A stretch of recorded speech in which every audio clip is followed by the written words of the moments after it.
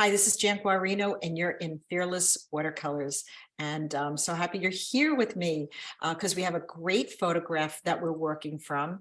Um, Amy, thank you. She went to a place called Flamingo Gardens, where she took this incredible photograph of these flamingos. But what's so interesting about it is that she captured it in a really great composition. Now, I took the composition and I changed it just a little bit. And I'm going to show you exactly what I did and why. So here's the photograph, and you could just see just beautiful negative space and great things going on here. I'll show you what I did, and I'll show you why I did it. Let me just get something to point with here. So right here got a little tight, and I liked the idea of maybe this flamingo moving over a little bit. His nose actually ended also right by the legs. So I wanted his nose to go past the legs. So I scooted him over just a little bit. I made sure that, the photograph has this kind of close to the edge and his beak off. I made sure that I have both the beak and the other side of the flamingo. So when you're working from a photograph, you want to be sure that you have these kinds of notations to change it if it needs to be changed. Okay. Back here is just suggestive. There's some white birds back there. This is our horizon line, which is perfect. And of course, I'm calling it flamingo hearts because when the two flamingos kind of come together, it looks like they're kind of creating a bit of a heart there. Maybe if I had curved this in a little bit more, it might have represented a heart a little bit more, but that's okay. It's okay. Yeah, so I think that I want to do a little bit of a warm up with you first. So I'm using my 200 Saunders Waterford and just draw, this white this white flamingo, just quickly.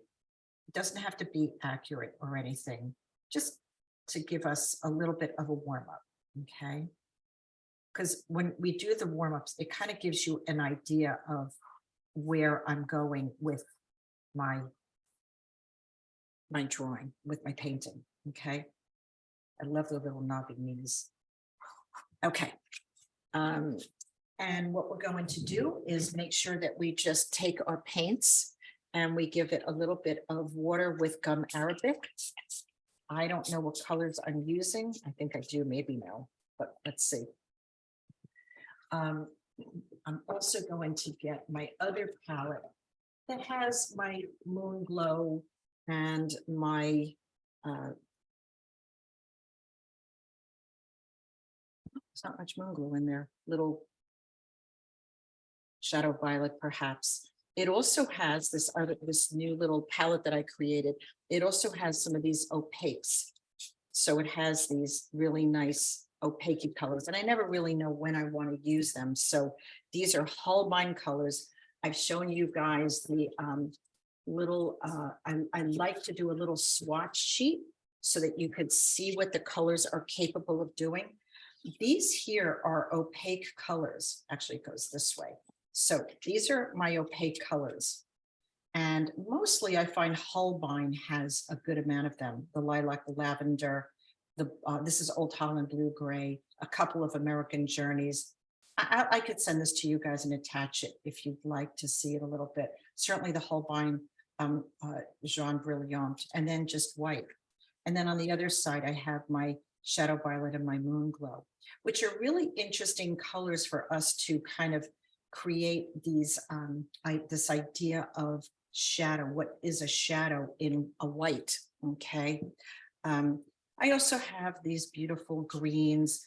You don't have to have them. I think mostly we're going to be using undersea today, but if you happen to have the Holbein Shadow Green, it's a beautiful green. Let me hold it closer for you guys. If you want to get a screenshot of it.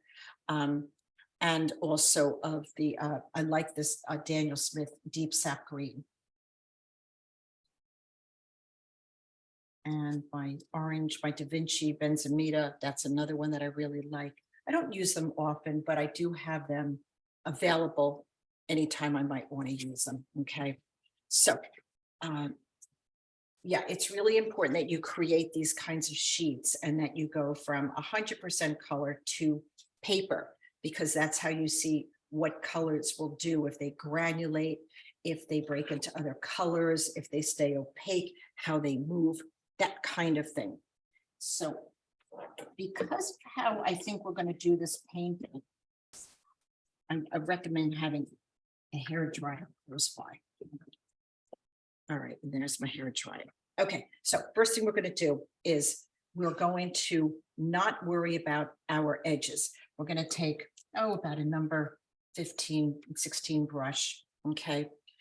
Give it a little bit of water. And now I'm going to go in and I'm going to get a little bit of, I don't know. Let's take, I know you guys probably all have your Moon Glow. And if you want to add a little bit of cerulean to that, right? Just a little bit. And what I want to do is I want to go through the whole bird. Don't worry about the edges. Don't worry about anything. Okay. Feather it out. And so now the whole area is wet. And what I want to do, the reason why I could do this, so let me just talk about my thinking, is we could carve each of these flamingos out really beautifully, right? But the point is that they're going to look cut out. And in fact, I think I'm going to add, well, I'm going to show you how I'm going to do the white, and then I'll show you how I think we'll add the an orange color too. So I'm just adding a little bit of Moon Glow into maybe some of these shadowy areas and letting it sort of flow. A little bit of cerulean. If you have a little bit of pink, add a little bit of pink, and that's kind of creating a nice shadow. Don't worry about it spreading. That's okay. We actually really want that little bit of spreading. That's my Verzino Violet. Don't worry about anything. We're just doing a warm up, and we are just going to sort of get a feel for these shadows. If you want to try a little bit of Shadow Violet breaks into pink and blue. So we can definitely go ahead and add Jeff, those you colors. started this. Did you put the Moon Glow and the cerulean mixed together, or did you put No, this? I usually mix on the paper. If I'm mixing in a palette, I'll tell you, but I'm mixing on the paper. So was the first color the Moon Glow or the first color the cerulean? It doesn't matter because you're mixing on the paper. Oh, okay. Yeah, it won't matter. It won't matter which one comes first. So what you want to do is have a little bit of tone in the flamingo, right? We have a little bit of color in here. We can always add a little bit more because we know it dries light. We know we wet our paper first. It doesn't matter which color you put in which order, because let me go closer and show you. It's all just blending, right? It's all just blending. But what I'm trying to do is, you see this shadowy area under here? I'm just trying to build that a little bit. And again, this is just a way in which you guys can sort of understand why I'm doing what I'm going to be doing. So a little pink, a little Moon Glow, a little cerulean, all those colors underneath. And because we wet the paper initially, it's all just bleeding out. It's not staying contained. I don't want it to stay contained. Okay, I don't want it to stay within the lines. Now, what we're going to do is dry this. And then, so go ahead and dry yours. And then we're going to do a quick background.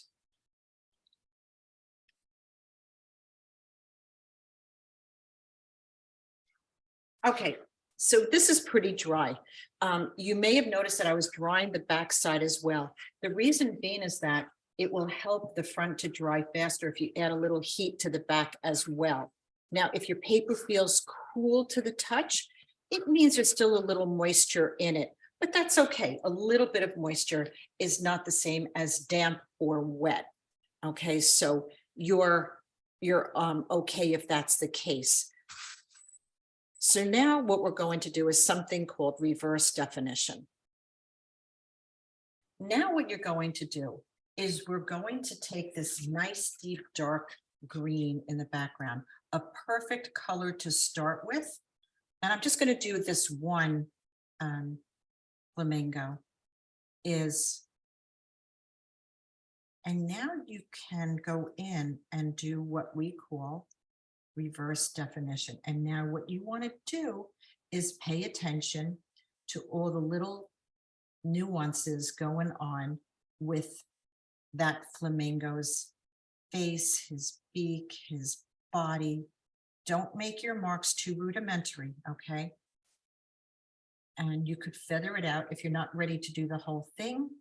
We're just going to feather it out so we don't have any hard edges, okay? Again, this is just a little bit of a warm up, but you could see where I'm going with this. Now that this is wet, I'm going to take a smaller brush, holds less water.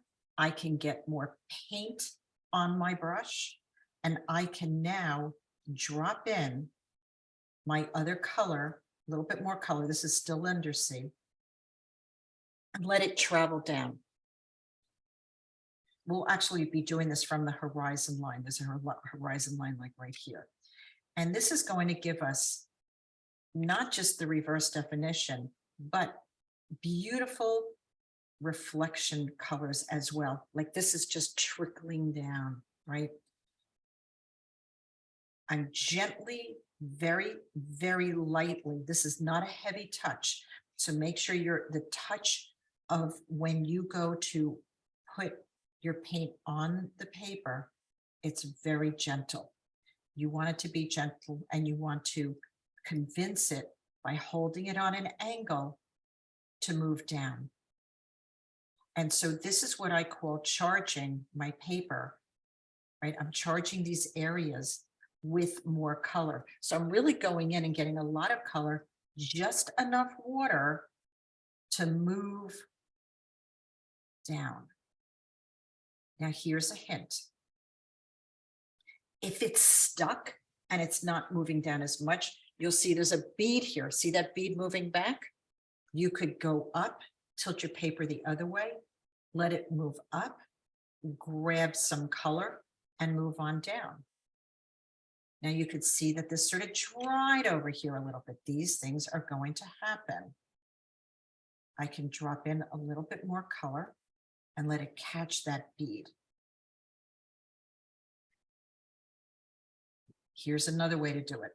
If it's not moving or you didn't add enough water, come in with your brush, kiss it, the tip. I'm not moving it with my brush. All I did was give it water to come down and move into. Now I could take my brush and I could add reflections in the water.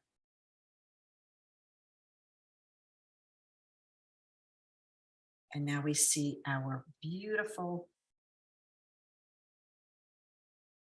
flamingos coming to life.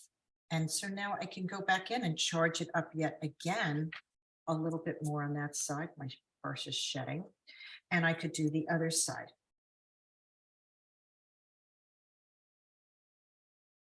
And now you're going to get a feel for just how much color you're going to need to add to have that flamingo stand out. Now you see how I got that line, that outline?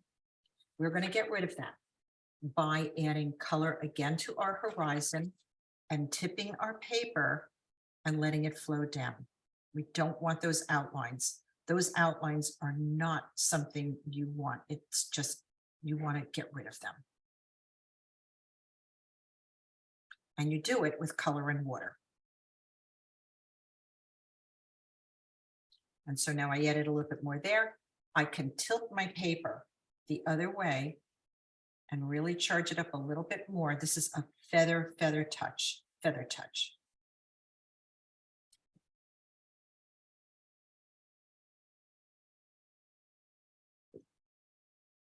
And you can charge it up, and you could go as dark as you want. You could use any of your greens that you have, any greens, because, you know, everything isn't just one color green, you know, it's a lot of greens. I like our greens. I like the greens that we use. I do. Now, if things are getting a little stuck right here, you get it. We're going to just make sure that we give it a little bit of water right along that edge and push it away so that we don't end up with that hard edge. That's how you get rid of hard edges.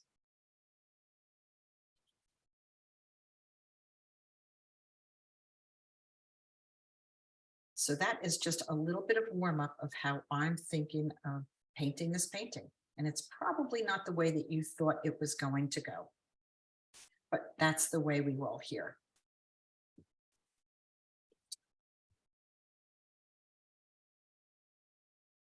And now you could see that there's beautiful color in the flamingo. And then we could go back in and add even more, suggest our feathers and do all of that.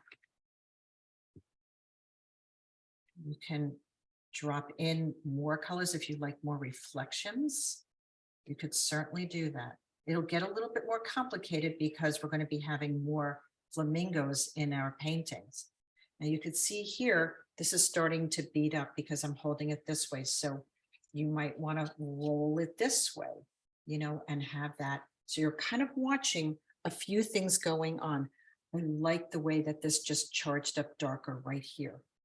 And in fact, it might not be a bad idea if you wanted to add a little bit of moon glow or shadow violet to your background. This will be how we'll really amplify our darks when we're ready. And again, if things aren't moving, you could take your sprayer and help move things with your spray bottle. Or if you want little flickers, you can take your dot sprayer and you could add little droplets. And I love all of those techniques. Of course, we'll go back in, we'll take a small brush, we'll go in and add the pink up here and build the their beaks and all of that. We'll do some feathers and whatnot. And probably I have a couple of other surprises in store for you. So yeah, so that's how we're approaching this. And that's a warm up. So you can get an idea of my thinking in terms of doing this painting. We're going to do the same thing on our paper now, okay? So that's just a little warm up. And of course, I could finish that at any time. So if we basically wet this whole thing and we could wet it, there's a couple of things that I do want to keep a little white, like maybe the top of his head, maybe the top of their beaks, definitely throughout his beak there. There's a couple of things that you can actually just paint around, you know, but what I'm going to do first is just start with a little bit of my cerulean and just drop all that in. But if you want to leave some of it a little lighter, you certainly could, like the top of his head, maybe. The orange, I'm going to add the orange in, but I think like right here, I think that's a great place to leave it, the paper white, paper white. So I just kind of have like a muddy color going on here. I don't really worry about mud too much. It's really not mud. It's just beautiful colors that are on my palette. But I want to get the feeling of these beautiful underneath shadows. If you go into the beak a little bit, don't worry about it. That's okay, because that's going to go dark, right?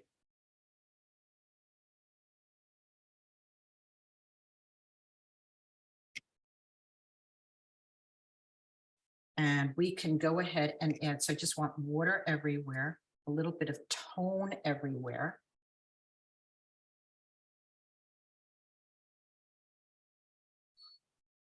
This is going to go orange in here.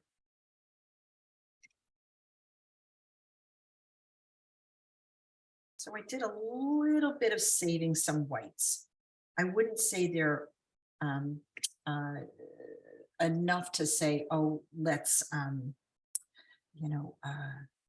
mask them or anything like that. I don't think that's necessary. I just want to give a little bit of shadow to some of the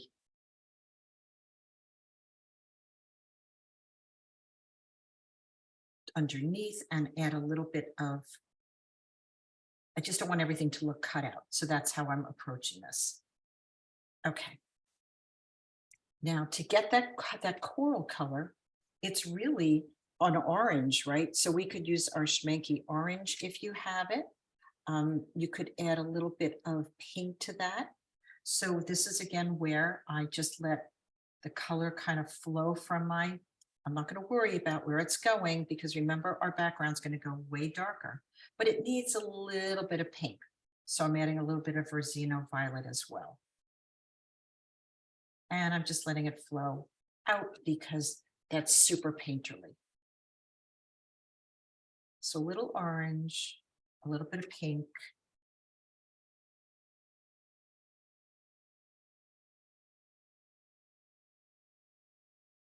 And notice how it's just spreading out. That is all okay in my book. Because it's Fearless Watercolors. We know that even with all these blossoms going on, we could get that back in a second by just painting the background.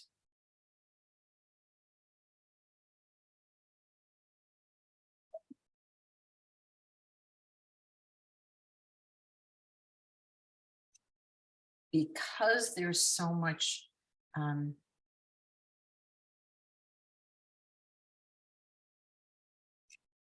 this is why I figured working on a smaller sheet of paper might help us control it a little bit too. Feather touch, feather touch, feather touch. And then we got this guy over here. I'm going to do the same thing.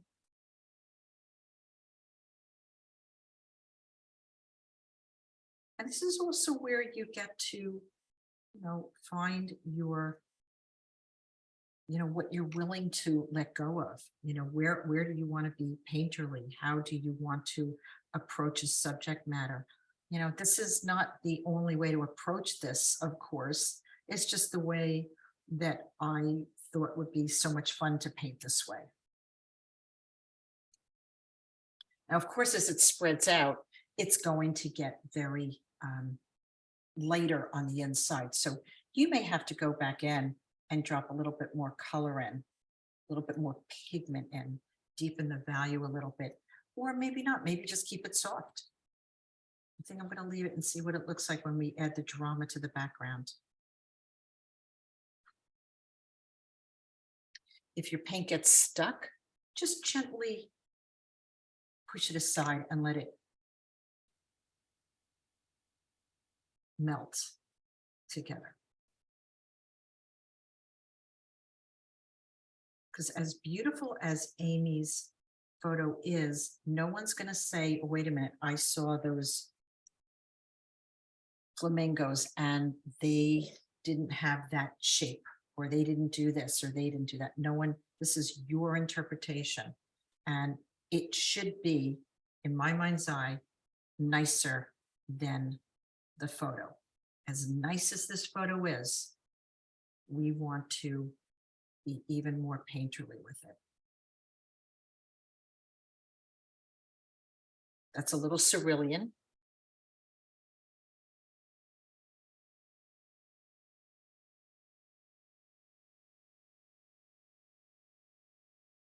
And we could add all of these beautiful, lovely marks all in here, all of these great shadows later on when it's dry.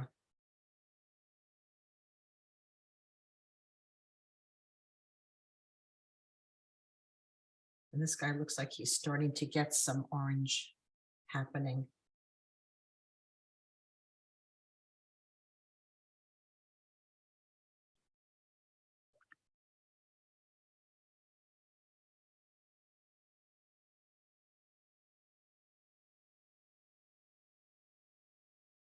And I'm just letting the colors flow. I'm just letting them go. I'm seeing what's happening. I'm not worried about any of it because we can always build and change direction at any time.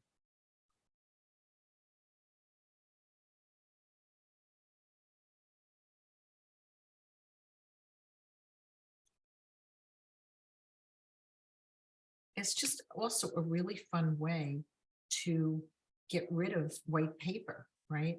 This is like, a good way to think about your paper not staying white, having it, your colors all blending together, and you could let your shapes dictate exactly what is happening. And that is exactly what's going to happen when we start our reverse definition. That's what's going to happen.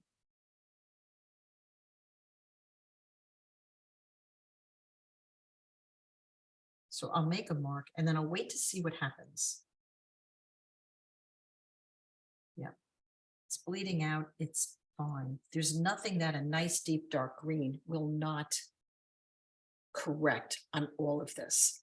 And I get that it probably was not the way you thought this painting was going to go, but that's why we're here. Sometimes I sit and think about it myself, like what's the best way? I always think about it. What's the best way to approach this painting? What's going to make it us fearless and have fun at the same time, right?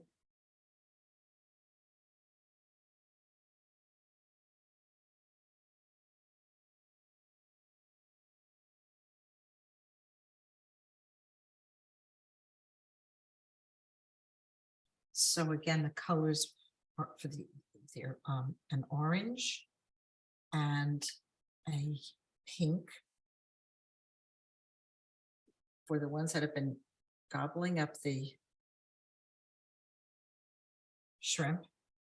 And the other ones is just a little bit of soft blue, which could be cerulean, maybe a little moon glow, maybe a little whatever you have in the palette, maybe a little pink, that's okay. A little bit of pink is good. It bridges the palette to the rest of the painting, right?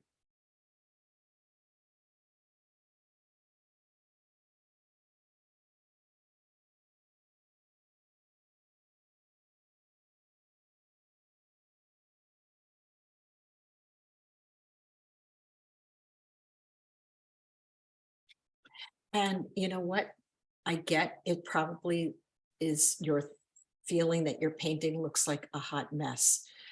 Don't worry about any of that because we're going to build it. Okay, we're going to build everything around it. And I showed you how. So we're going to be doing this next, this reverse definition with, I'm going to start on my left and go to my right only because I'm right-handed. If you're left-handed, go just the opposite. It'll be the same process, just a different part of the painting. Okay, so this is somewhat dry. I did use a hair dryer. I tend to dry both sides. It feels still a little cool, but I can definitely paint on this now because I could feel that the paint will take well and it won't spread out too much. So we're going to now do the background the way we did in the warm-up. And I'm going to start with the horizon here, okay? And I'm going for my undersea green. And the reason why I'm going for my undersea green is because it granulates. It's one of those Daniel Smith colors that granulates beautifully into yellows. Now I do like those little birds back there, so I'm just going to gently suggest them.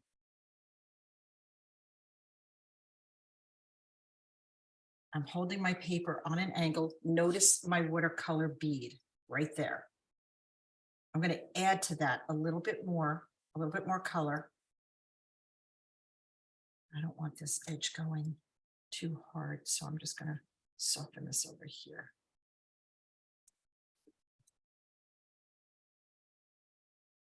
And if you have to, just feather out to nothing. So I just feathered out to my left side, to my right side, sorry.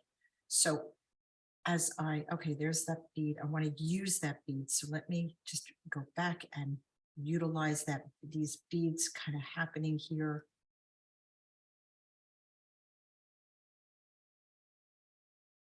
And carve out your flamingos.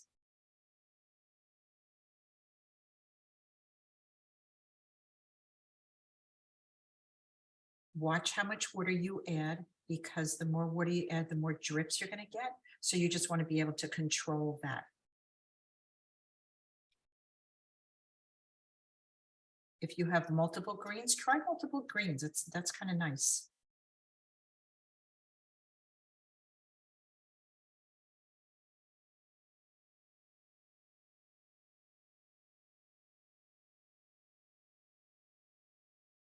Charging at the top, letting it come down.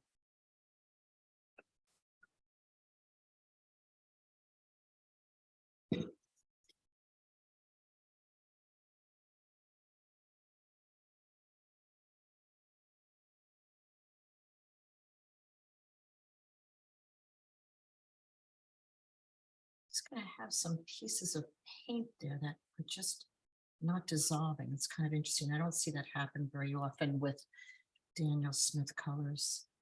They don't usually get stuck. Now, make sure that you have beautiful, interesting edges. Don't make these edges too rudimentary. Meaning there's an anatomy there, right? When we paint people, we are sure to have the understanding that there's a body underneath the clothing, right? So there's bodies here. These animals have this, anatomy going on. So you want to be sure to that you respect their anatomy. I don't know how else to say it. I like holding my paper all different ways, seeing what's happening, letting things drip down, flow down. Let me back out and show you. Now, I did save these highlights a little bit. They're a little too strong. So I'm just going to lightly go in with my brush. This is a clean brush, and just melt those back a little bit. But I can lift a little bit of highlight with my brush,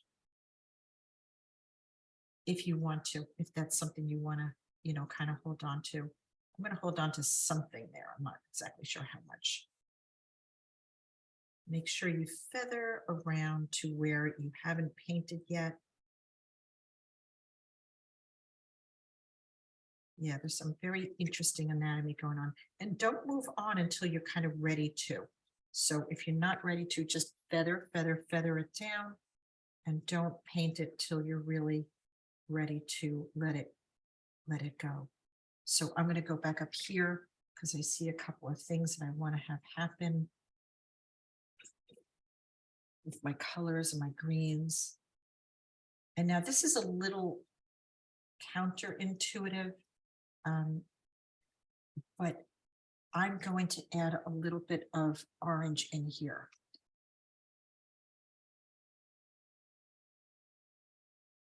And maybe even a little bit of pink. Jen, are you able to move your camera? Oh, yeah, I'm sorry. You know what? I'm going to, let me back out. So Thank you. Thanks. I forget which camera I'm on. Okay.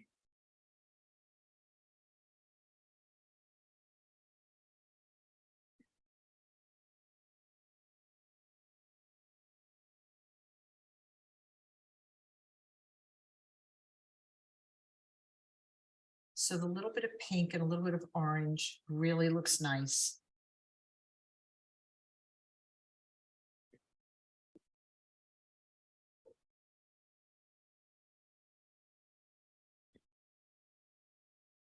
You could take your brush and add little like streaks of reflection if you wanted. I'm going to take my dot sprayer. Let me just see if I have it dark enough. Let me make it go a little bit darker. A little bit more undersea.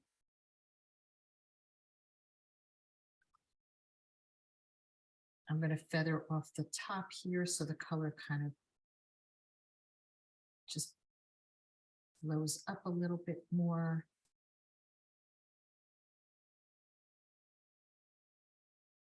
Feather it off so I don't have a hard edge.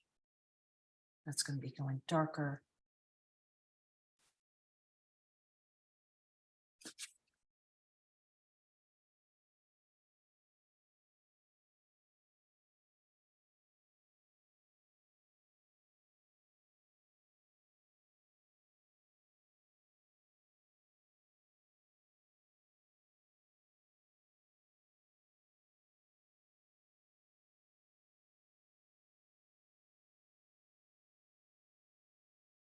Drop a little bit of water in here to lift a little bit of that reflection of the two birds there. Very slight. I don't really want it to be too hard. If you have a little dry spot, you could leave it, or you could just fill it in with a little bit of water.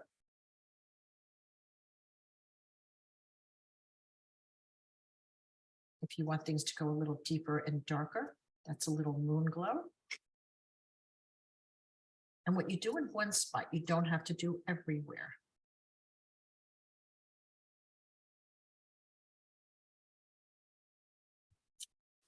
You can even turn it a little horizontal and let it move a little bit that way. See what's interacting and happening on your paper. That's the most important thing, is how it's happening on your paper. What color was that deep red you put on there, Jan? Oh, it's the same colors that I used in the flamingos. Wow, it looks so different. Okay. Yeah, it's the same colors. That's because it's interacting with the green. I don't want the paint to collect in here, so I'm sending it back the other direction.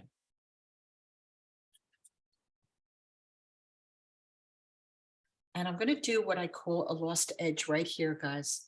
I'm going to take my clean brush with the tip, and I'm just going to invite this color to come right into here. So that's an intentional lost edge.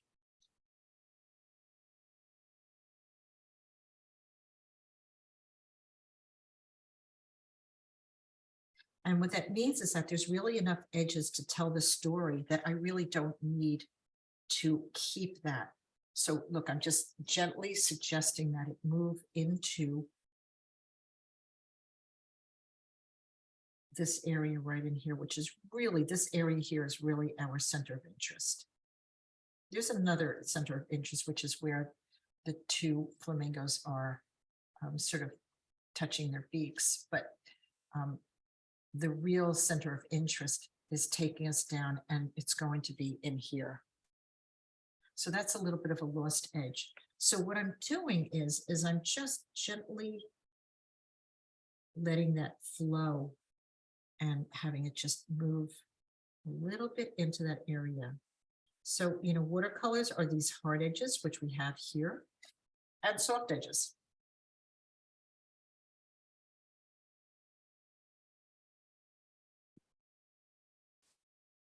If your paint is kind of getting stuck there, what I usually do is I take a flat angled brush with just a little bit of water, and I just gently get rid of that edge. Just push it away a little bit. It's a timing thing.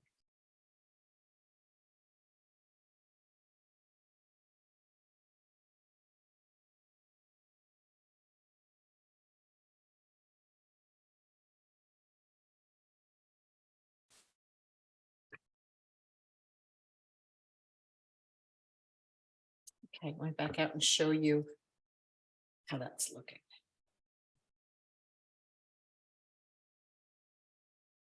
And this flamingo is actually the furthest back. This is the closest. These two are probably second, first, second, third, fourth. So if some of this goes soft, so be it. It's all good. This looks like a good time to dot spray and get some watercolor blossoms. Okay, I'm going to go close and show you guys what happens with this.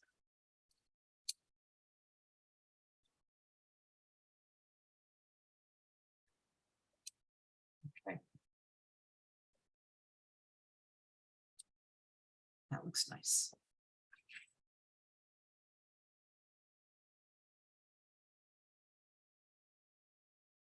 I'm going to work in here and then in here. I'll go closer for you guys. Same idea, starting with my undersea.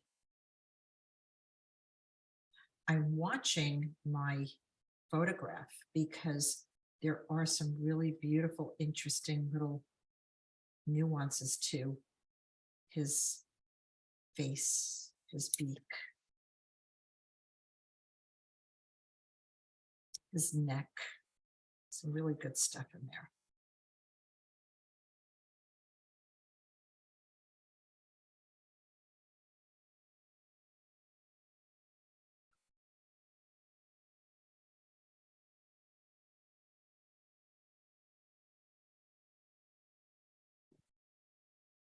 And all of that color that bled out, and this was a big part of this lesson today, really doesn't matter. None of that matters at all. It's all gone. You would never know that we started our painting that way, which was really my goal, was to just show you another way to start a painting.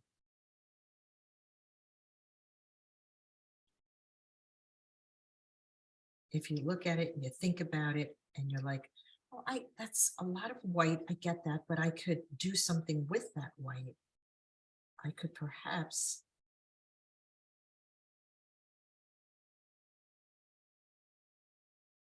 do a wash and start with that. A lot of paintings I just start with a wash just to get rid of the anxiety of that white piece of paper. I'm going to do some more lost edges here. So just gently with a damp brush, I'm going to invite some of that green here and here. Lost edges. So I have it one here, put one under here too.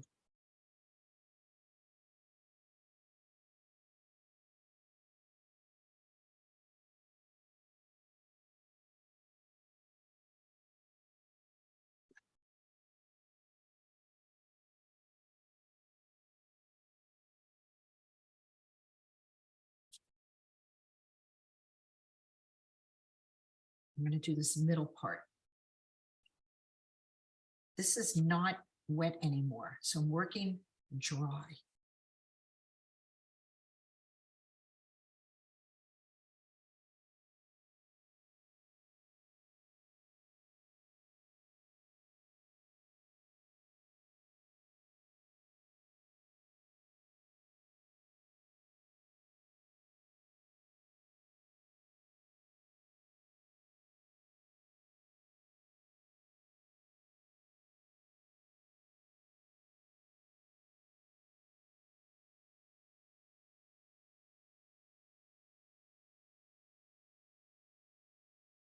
And the things that we thought we lost, oh my goodness, we lost all our whites. You really didn't.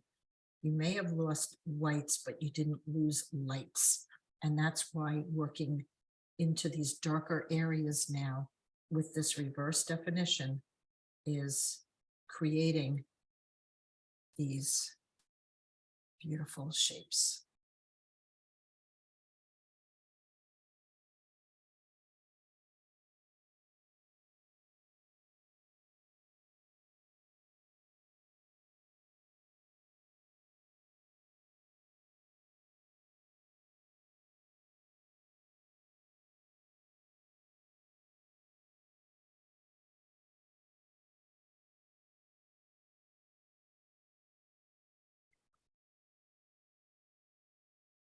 Okay, I'm going to show you what it looks like. This painting is almost all reverse definition.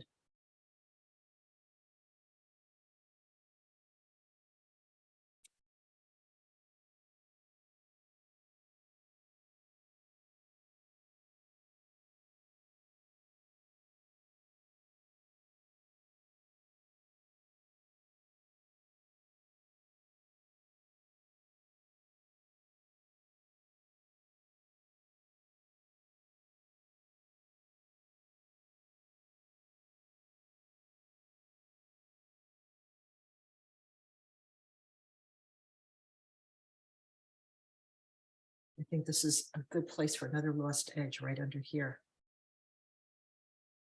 I don't need it. If I don't need an edge, I don't mind losing it. I don't need it. Right there. Lost edges. I think that's a big fear, is losing an edge. Oh my goodness, I lost an edge. And, you know, I think that's just a good part of understanding watercolors, that you could lose an edge. You can always get it back. You don't have to, it doesn't have to stay lost. You can always find an edge if you really, really miss it. If you're really missing that edge, you could really do it anytime. You could go back and get it, because chances are with watercolors, it's dried light enough for you to go in and find a way to make it darker.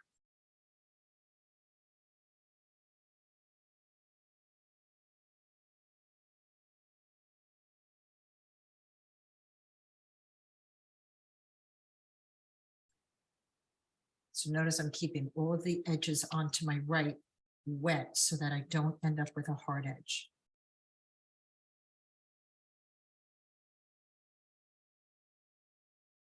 I'm coming back over here, making sure I get some dots with my dot sprayer. That may have been a little too late. I can always glaze it again and go back in if I really want to, or I could splatter. There's always splatter.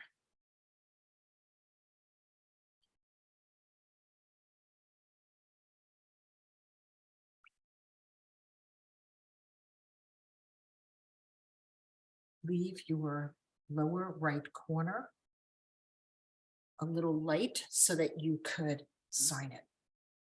Can't tell you how many paintings it took me to figure that one out before I said, well, I don't have to paint to that edge.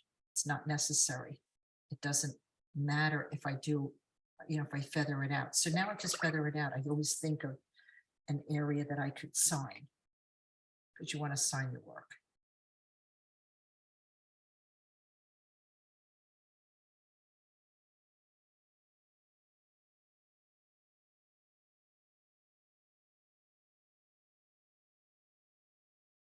When I'm letting things drip, I'm just sort of patient and I wait to see what's going to happen with it.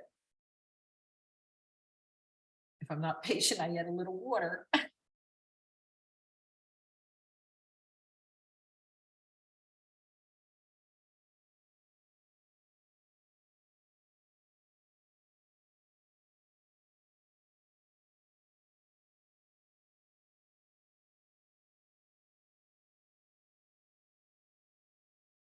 To me, this is what watercolors are. Lost edges, found edges, drips, splatters.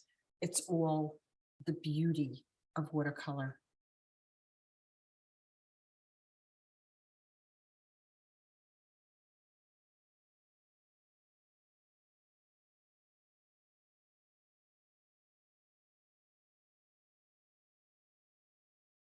When you're moving your paint gently, you notice that I'm rubbing, I have my mat here, my black mat, that you can't really tell that it's a black mat, but I'm using it constantly to adjust the amount of water that's on my brush.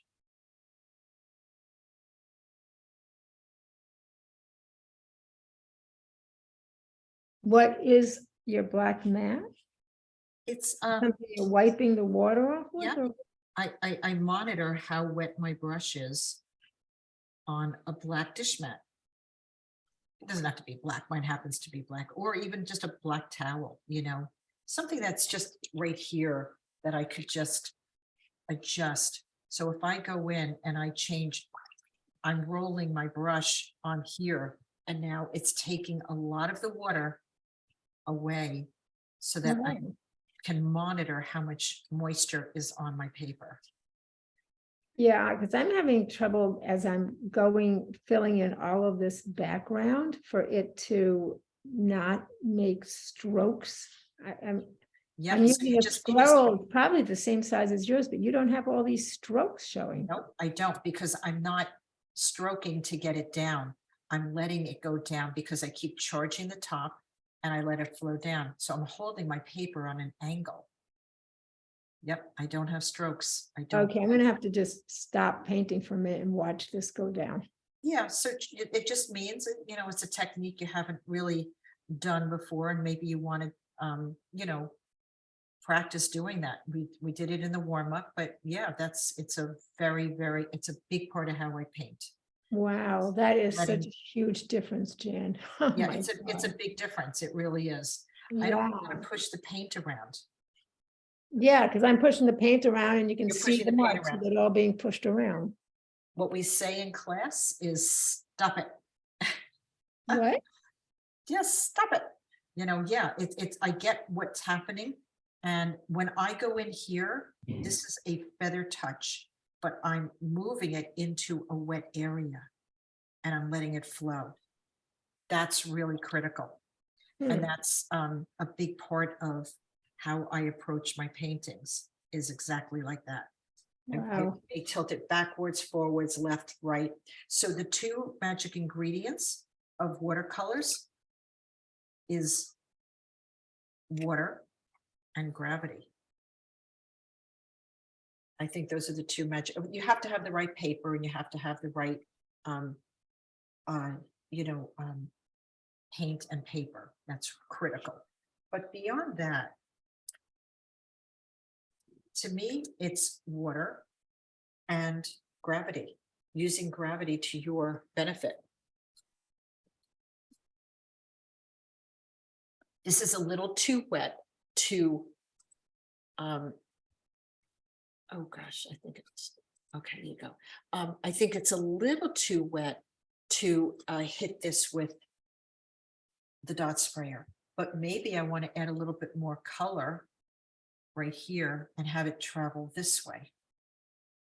So you could see how I'm letting the paint move on the paper for me.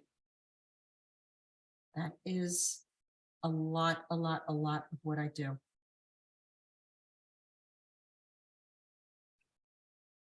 I'm waiting to see where it goes and what happens and how it granulates. If you don't let it move in water, right, it won't granulate. It won't do the things that it's supposed to do. For instance, let me go closer and show you. Look at this beautiful granulation going on here. If I move it with my brush, it won't do that. Let me just soften this edge right here. I know, that's what I'm noticing. I'm like, okay, how did that happen? When I look at mine, it's just stroke, stroke, stroke. Exactly. So Yeah, that stroke, is stroke, a stroke. really big thing to point out. Thank Yep, you. it's a very, very big thing. Absolutely. It's a very big thing. And it's a very big part of how I love to paint and how I enjoy letting it flow this way. Letting it all be a watercolor. I think this is just a Thank little too wet to dot spray, but I'm going to try it a little bit. Yeah, it's too wet to do it because it's not really doing very much. Now, again, this is just, we are interpreting our, our photograph. And we're not done. We have lots of details to add to it. But I'm going to time this for sure so I could do a little dot spray in there. Yep, it's just too wet, too wet, too wet, too wet.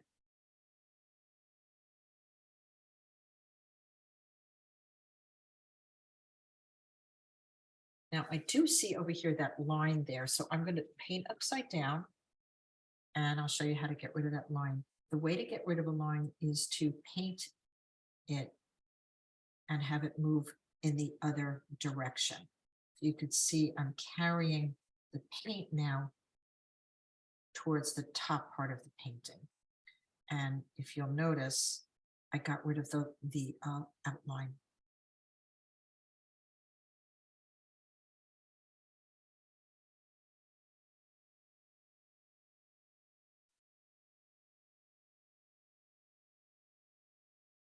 And I'll be hard pressed not to do some splatter in this one.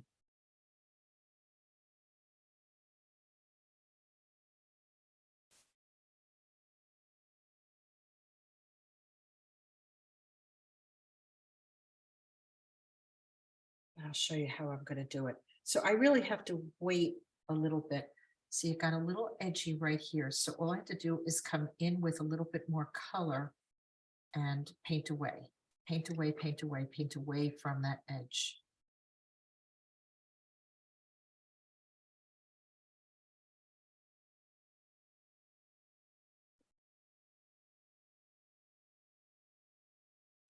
This takes practice. If it was easy, everybody would do it. This is not the way a lot of people paint. But when I first started this medium, it made sense to me to let the paints do the work. So that's all I'm really doing. When you push pigment around, you're doing the work. When you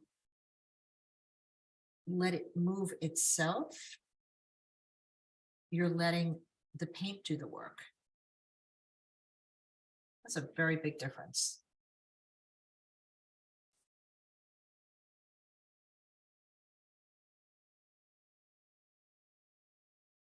It also makes a big difference when the paper's wet underneath, yes? Well, that's Now the mine's dry and I'm trying to go over my background to let it flow, but it's not There's moving. also something about timing. Okay, so it's a good point.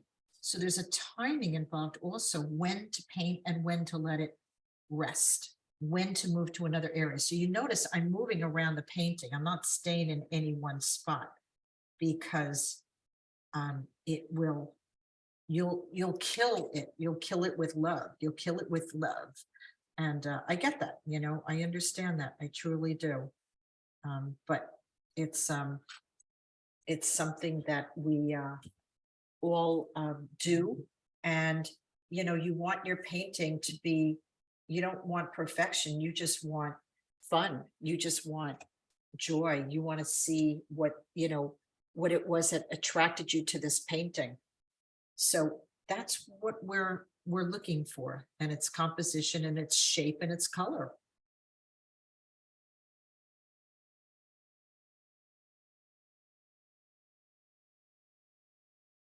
And then once this is dry, we go in and add some beautiful details. I'm going to keep my eye on this area and do my dot sprayer as soon as it's a little bit drier. It's a little too wet. So I'm going to just, I got a little bit there, but I don't know if it's going to hold because it might just be too wet. I want to get some of that in here.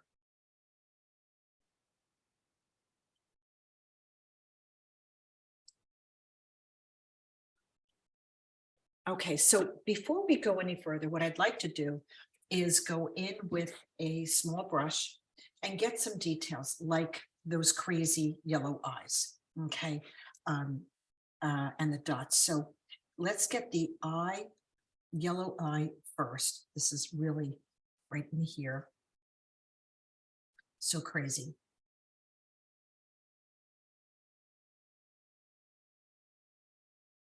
And then we'll do more as we need to, okay?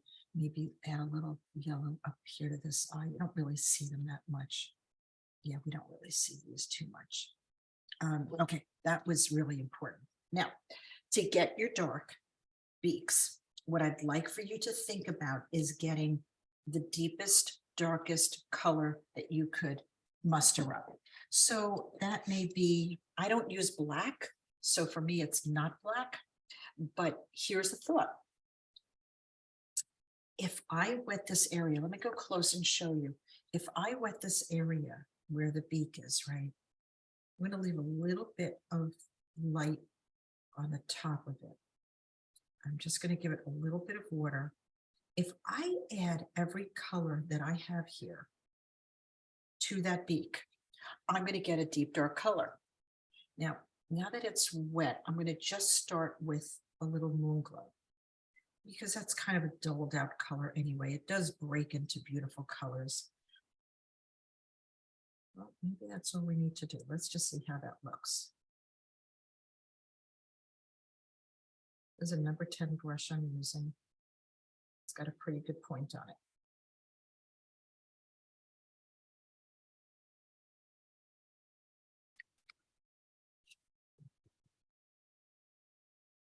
And I want it to softly blend into, I want to see the watercolor move. I want to see the paint interacting with water. So I'd say that's probably not dark enough. So you could add green, you could add orange, you could add blue, you could add all the colors that we used to achieve this. I'm just gonna, I think, stick with this moon glow. Let me get my rigger to carry this line out. Now, if you're not comfortable with your rigger work, practice. What you want to be able to do is make very fine, thin marks. So it's really important that your rigger, that you understand how a rigger works, because it matters when it comes to certain parts of your painting, the delicacy that you want to achieve. So, wait till you're comfortable with your rigger before you go in and do that. Now, I know that there's an outline to the eye. It is very subtle. It is not dark. It's not black. It's none of those, okay? It just isn't. So you want to be able to use a very soft color to achieve that. So it's really could be just, again, your rigger, if you're good with it, with just a little bit of watered down. You want it to be watered down. It's not dark. It's very subtle. I have so little paint on my brush, I can't even get a mark. There we go.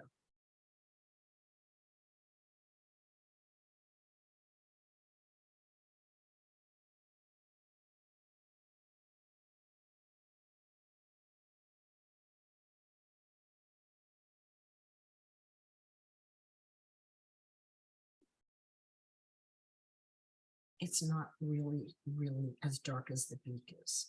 So that's important. And you could charge this beak up on the bottom.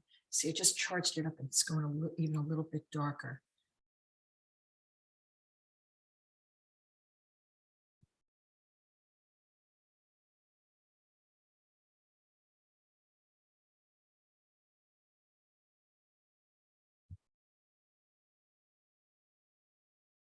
And there's this really nice shadow under here. Your shadow violet or your moon glow will be really perfect for under here. Right brush for the right job.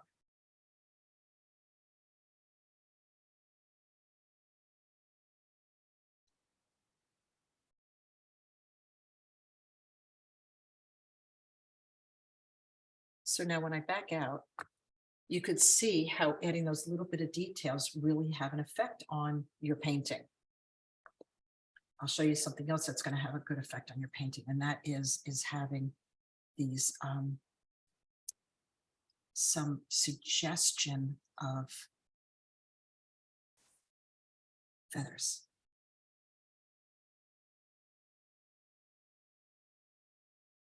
Now, I don't have to paint feathers everywhere for them to know what this is and that the flamingo has feathers.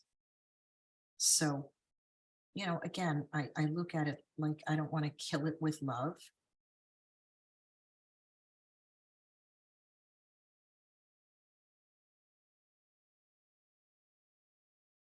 But these little things, depending on your painting, might be little things that you want to add. This is, again, a little combination of my Verzino Violet and my Schmanky Orange.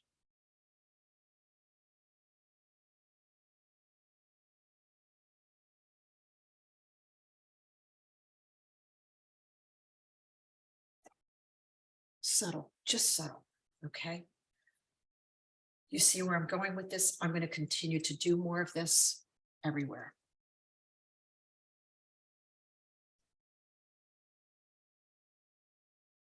If you have to have like a little piece of paper to test your paint brush to see what's on it, how much paint, what the color is and whatnot. Get used to that. After a while, you won't need it. There'll be a point where you won't need it. That no matter what mark you make, you'll be able to do something with it. And that's a good place to get to.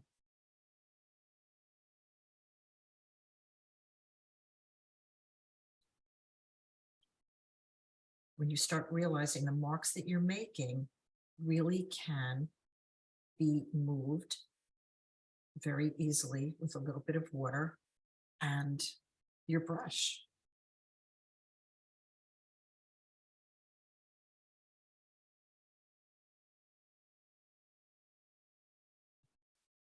I like to have all my brushes kind of ready to go, just so I could grab them really easily.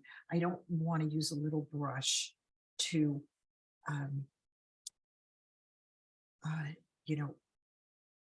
use in a big area. That would just be like, you would end up with a lot of marks that way, right? So when you grab your bigger brush, it helps you to handle a big area. That's important. And there's all things that we learn as we go along. If you have too many brush marks, then you're just using your brush to dry, maybe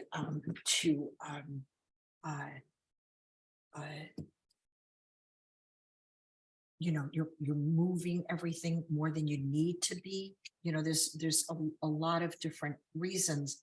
I just really love letting the paint do the work. And the way that I let the paint do the work is by letting it move in water and having it move around. So I'm just darkening his neck a little bit. That's coming out nicely. Pushing it a little bit more, the color. I had mentioned that we might want to do that in spots. Certainly here, we're going to want to do that. I like the idea of adding some of these little shadow shapes over here, little feathery shadow shapes. I think the moon glow is just a perfect color for that, but it's a light moon glow. It's very, very light.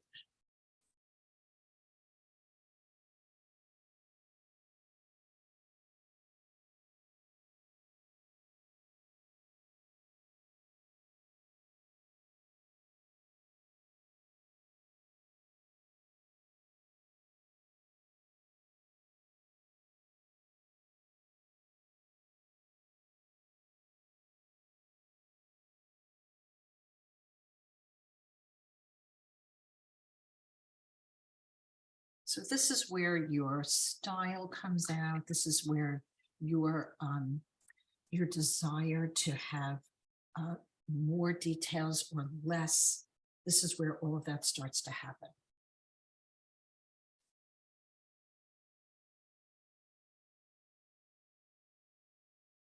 I like to have, I like detail. I do. I like to add just as much as I need to tell the story and not any more. So standing back from your work is really important so that you could just see if there's enough of your story there. If you need more, then of course you want to go back in and add more. But stop short of thinking, oh, it's perfect, because at that point, you're probably going to overwork it. And you'd be like, oh, it looked better 10 minutes ago.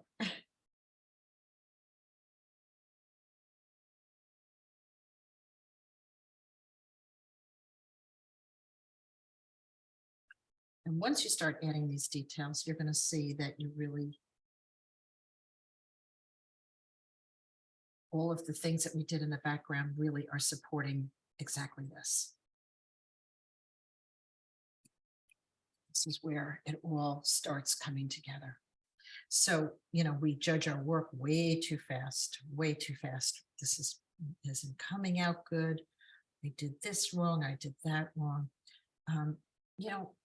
It's not easy to silence that inner critic It's not easy. It's not easy to silence the inner critic.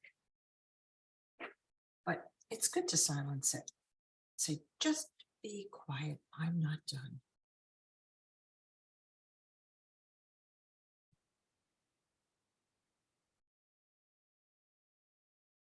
It might be done, but give me a chance to work on it before I start criticizing it. It's a mess. It's this, it's that. It doesn't look like I theirs, it doesn't look like hers. That's okay. It shouldn't look like mine or anyone else's. It should look like yours.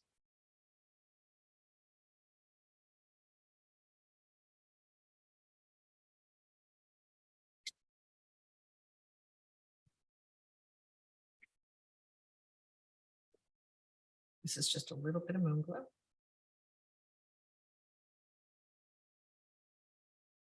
And I actually think I could go darker with my background.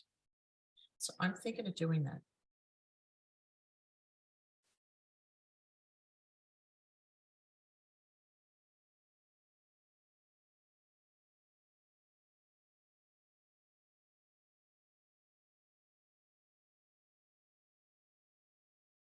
But I don't want to take that decision just yet.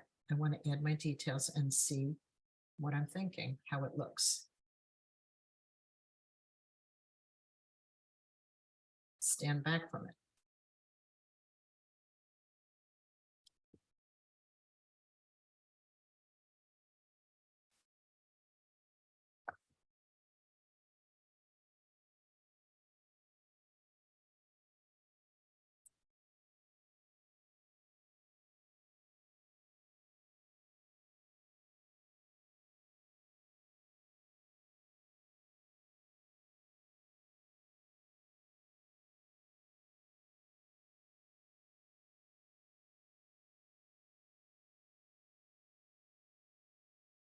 Okay, just doing this beak over here. I'm holding on to those little whites that are on the top. I think they're nice.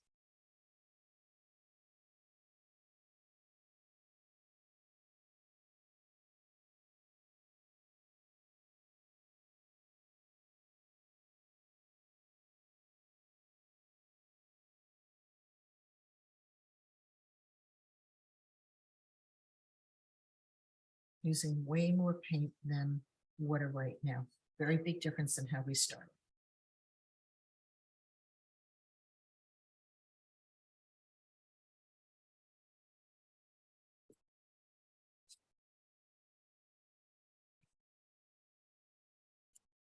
I want to go in and add a little bit more color to this guy's neck.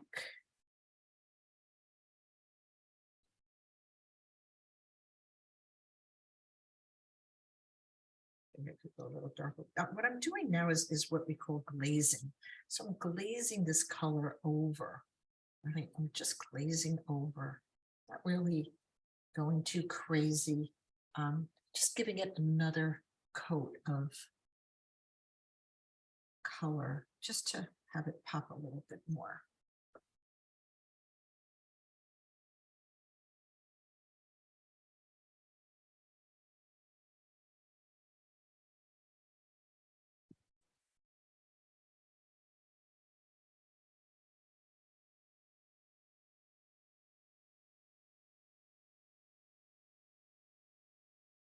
Just carrying these marks out a little bit so that they look a little feathery, right? What I call rivers, just giving it that, pulling the color out of this area here and into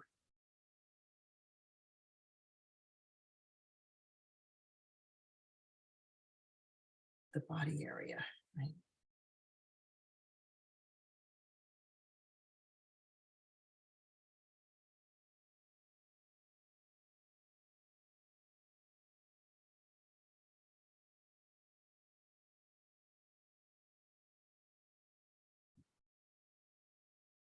I see that these beaks are drawing a little light, so I'm going to charge them up while they're wet with a little bit more color.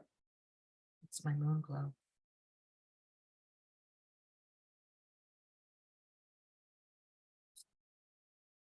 And I think the background could go darker.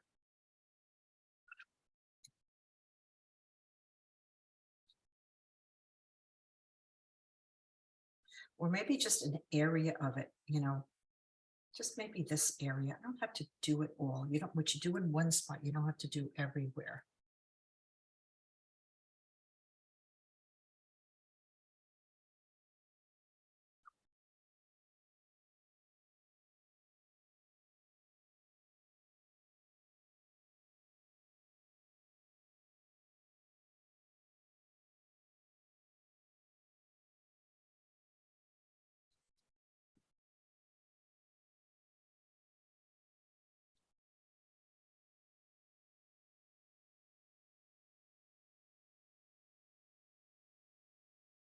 So for a little extra drama, I'm going to go in. I'm going to, undersea is sort of giving me a little bit of trouble. So I'm just going to squeeze some fresh undersea into my palette. It's kind of depositing these dots of color that are not dissolving in water. I've never really seen that happen before, so I'm just gonna, that's just add a little bit more color. You have to see what's going on for yourself and adjust your materials accordingly.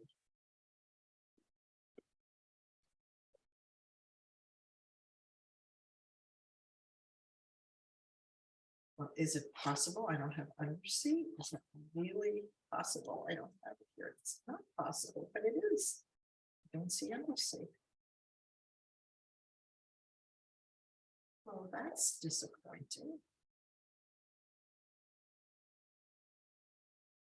And strange.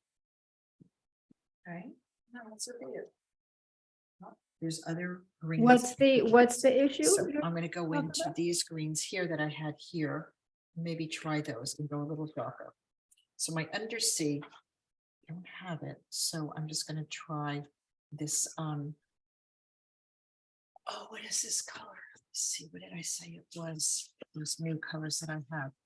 Okay, so I'm going to go in and use my Holbein shadow green and just build it a little bit into areas. So right in here.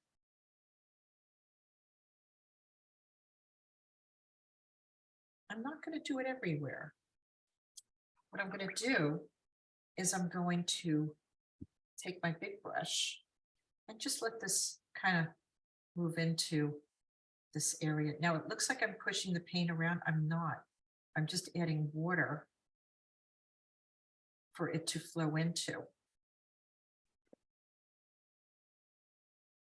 And I like it.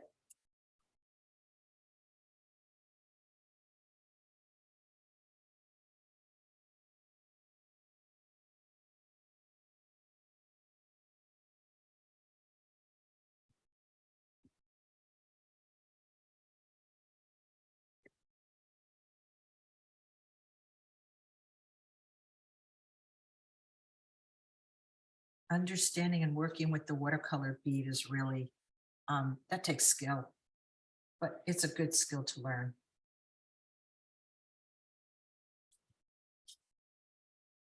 Maybe even a little bit of indigo in here. I wasn't thinking it originally. I used my indigo to create my nice darks. Or to mix with other colors. I haven't really found a color that it doesn't mix nicely with. So I'm just holding my paper and I'm waiting to see what's going to happen with it, right? Just feathering, feathering, feathering. And letting it flow. Give it a little bit of water. And carry it down a little bit. It'll give me some reflections.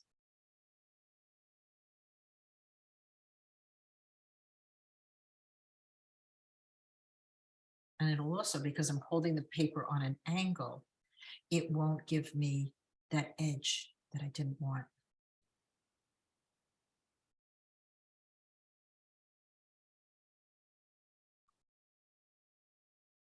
which is easy to do. It's easy to have that happen. Yeah, I like the darker color. Don't think I'm going to do it everywhere, but I think in a couple of good spots.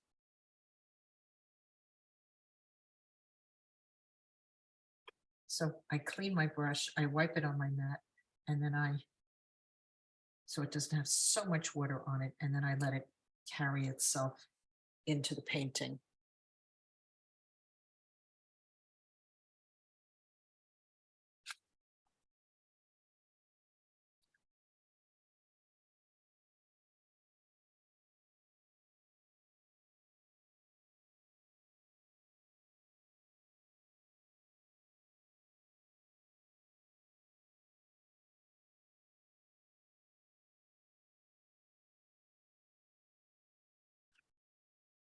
In my brush, give it a little bit of softness and let it move.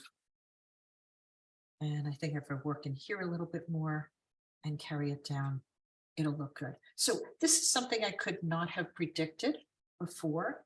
I can only look at it and say, this is what it needs now. So that's, an important part of painting is giving your painting what it needs to be finished or to look more complete. You can't establish all your values. And that's what I'm doing right now is I'm giving it more color value. I'm deepening the color, right? It's hard to do that in the beginning. You can't. You could try, but it's hard to get your deepest values. They look too shockingly strong. And rightly so, they would, because they don't have anything to compare it to. Once you get painting, well, that's another story. Once you start getting into it and you're starting to say, what does it need to be completed? Right? That's a different story. That is what you should be looking at if you're at this stage of your painting. And so you notice I'm not really doing it everywhere. I'm picking and choosing my spots. Like water would be. Water is not the same everywhere.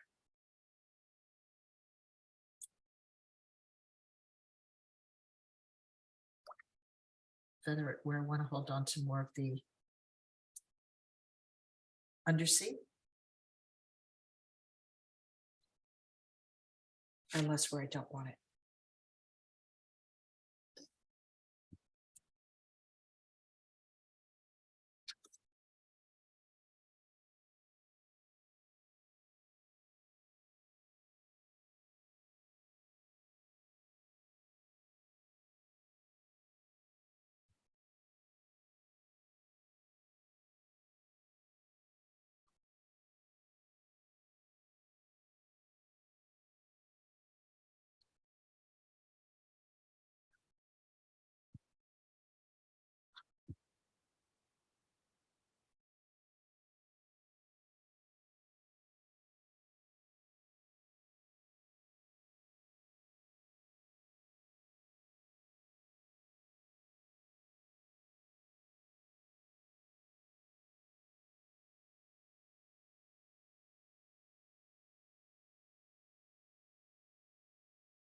Some lost edges.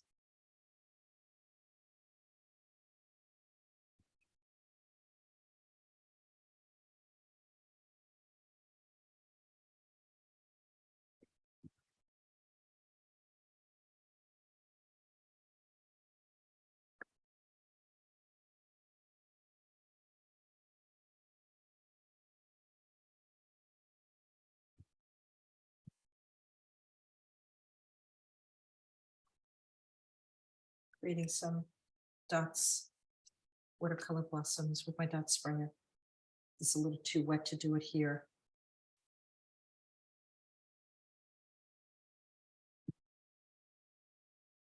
And I think like splatter, I'm going to show you how to do splatters that will, you could control them where they go. Some of you may have seen this before.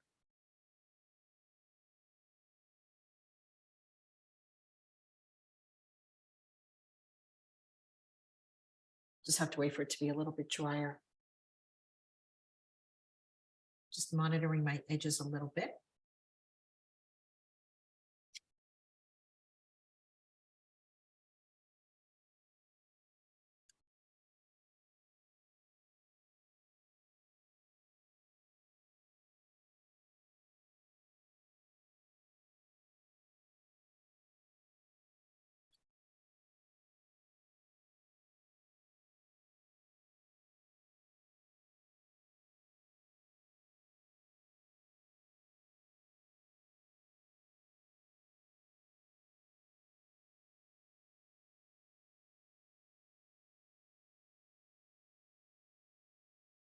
This was my one little lost edge here that I had done, so I want to bring that back.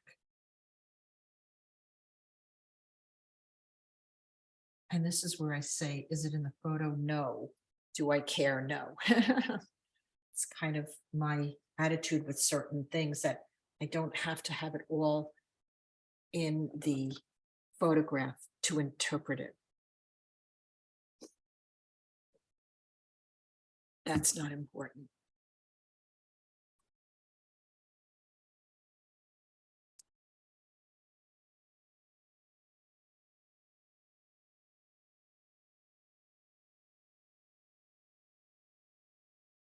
All right, so I'm going to do one more thing. I'm going to wait till this dries a little bit, and then I want to do one more thing that I think would look really nice.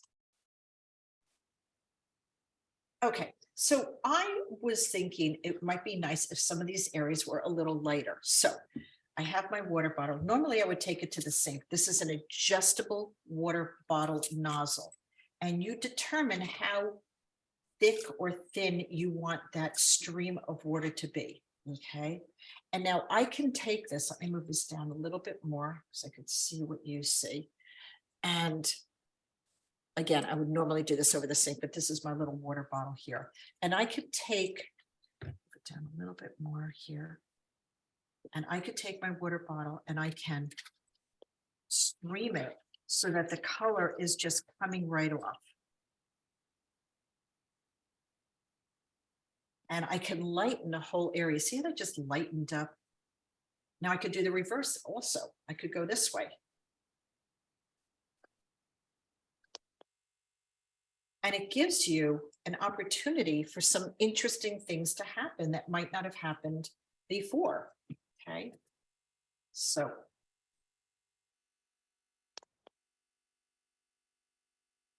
Okay, look. Who said you can't correct a watercolor? Okay, I have water everywhere and electronics. That's not good. But you see how I just lightened this area up and it just like made it a little softer. And this just kind of flows off. It's just water flowing off with a little bit of diluted paint, but I like it better now. Okay, I like it better now. So if you're ever not happy with a painting or an area or anything, go to the sink and just kind of lightly take it off. Now, this stream of this water bottle can be as focused or as wide as you want it to be, but you could take off like a whole section of a painting and hardly see anything left of it. It would be so, so light. Here, I could just loosen this up a little bit so it doesn't sit on that edge. And yeah, and carry that up. Carry that up. You can lift. You can lift.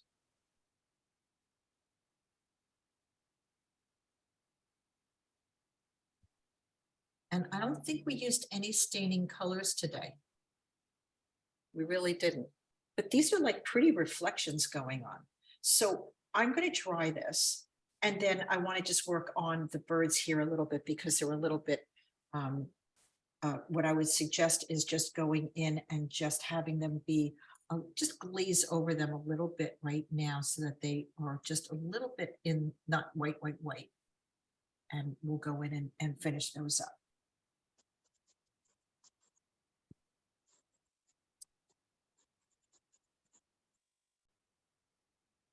So it's not completely dry because I wanted to add some splatters to this. So you don't want your splatters going on your flamingos. So what you want to do is cover them up with tissue. Whether you cut it or tear it or rip it, I tend to just give it a rip here and there and build an area. Maybe some areas doesn't matter if it's splatter or not. It doesn't have to be everywhere. Maybe you do want some splatters in some areas.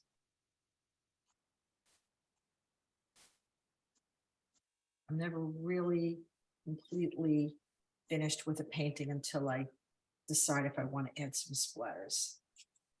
So this way, by doing this, you get an opportunity to save some of the areas that maybe you don't want a splatter to go into. And it's just a light little area that you maybe save some of them.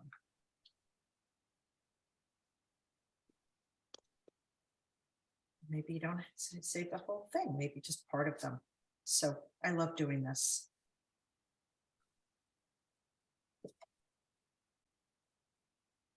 So I'm just going to do some saves here, basically. That's good. And I'm going to take, I'm going to see about a little bit of maybe a lighter color.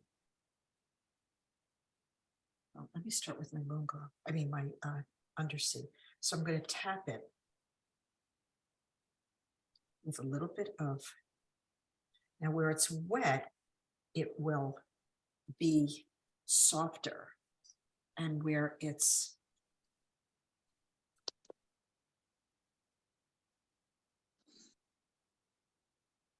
drier, it will be a little bit more splattery.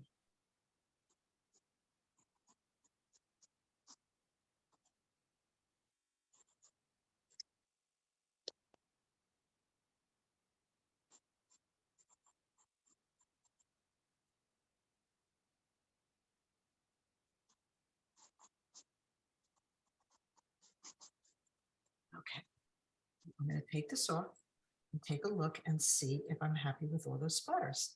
And for the most part, I am. I don't like that it hit right here. If you don't like any area, just take a clean brush with a little bit of water and just melt the mark away. It's not a big deal because everything is so wet at this point, it really doesn't matter. But I kind of like it. It adds a nice other dimension to the painting.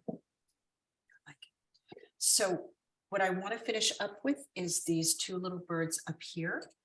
So these two little guys, right? Two little guys up here. So I'm just going to take a little bit of my orangey pink and just give them a little bit of, I don't want to give them too much importance, just a little bit with their beaks and their legs.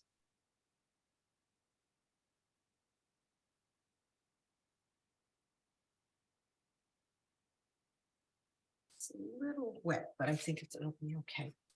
And then the other thing that I was thinking of doing was kind of giving the top a little bit more of a horizon line.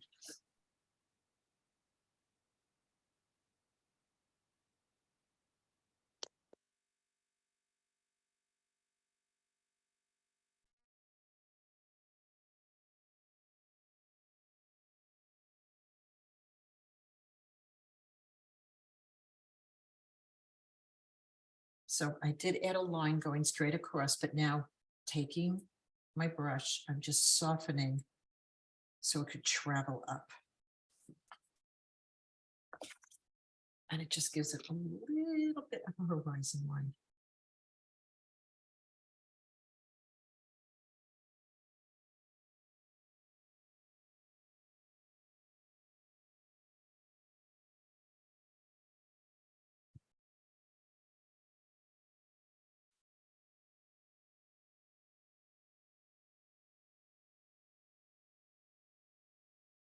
I'm just giving it water so that it could move.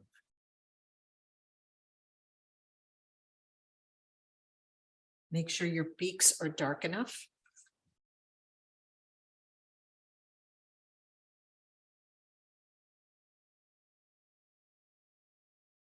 It's a little bit of indigo. I like indigo. It's a great color. Might even make sense to add a little bit of indigo to the beaks. Let's try that. Yeah, I think that's good.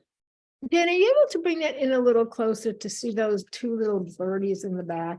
And while you're working on that. They're really kind of nondescript, to tell you the truth. They're not that much. Just a little suggestion. And then I'll show you how to add a reflection to them.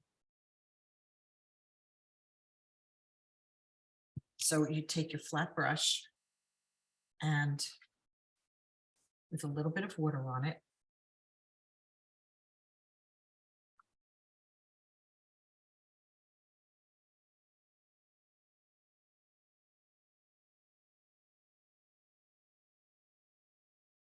and just push it aside. It's not quite as strong as the photo, but I don't think it has to be.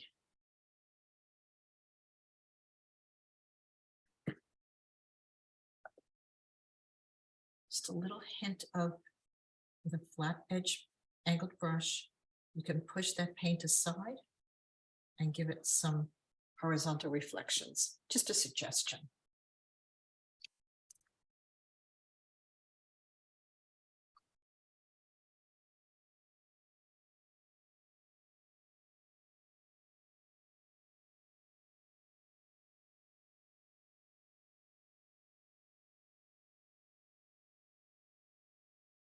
Yeah, the birds are pretty loose, and they are very much in not as white as they are showing up in the photograph.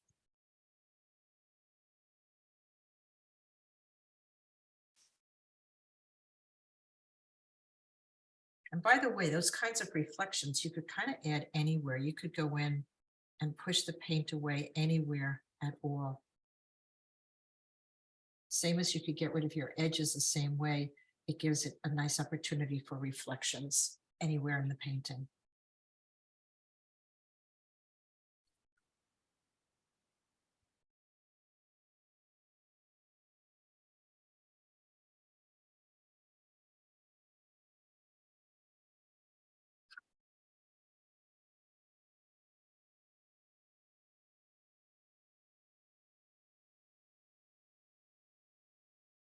This has got no paint on my brush. It's just water.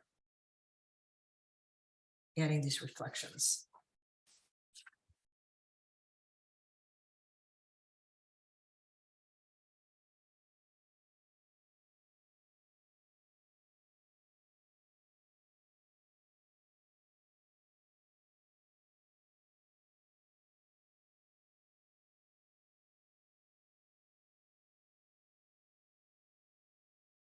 They kind of give it a little bit of a finished look. So just with a little bit of water and a little bit of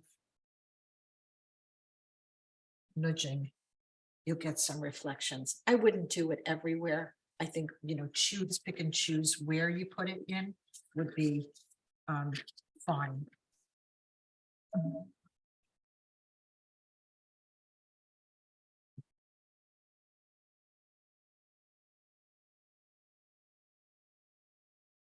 And this, of course, is exactly how you move your paint away from your edges as well. It's the same kind of approach.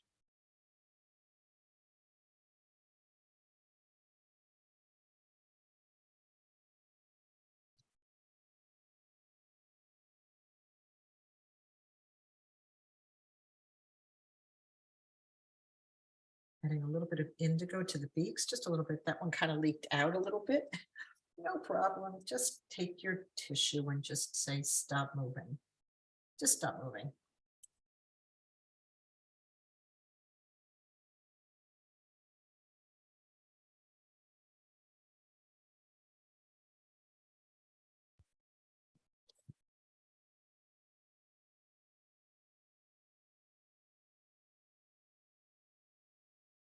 A signature somehow finishes it off.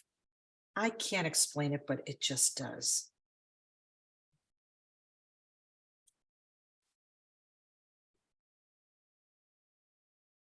And of course, we always have our lovely blackboard, which helps also to define a nice cropping if you're not happy with everything. See a little bit of something going on here. Let me fix that.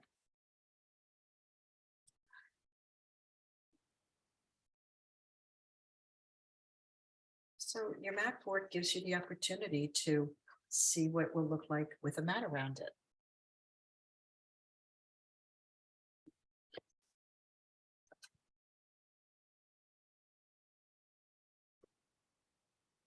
There we go.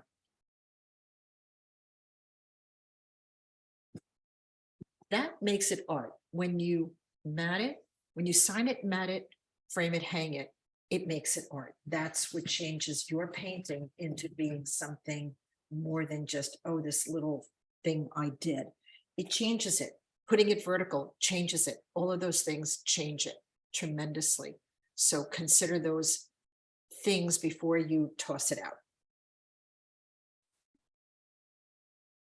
So that's today's painting. Lots of little lessons to learn, a lot of big things to think about, ways in which to do correction, ways to not have to push the paint around on your paper, letting the paint move itself. Those are really big lessons. And those are just some of the things that I just love about watercolors. So I hope you had a good time and enjoyed it. This is Jan Guarino, Fearless Watercolors. I'll see you next time.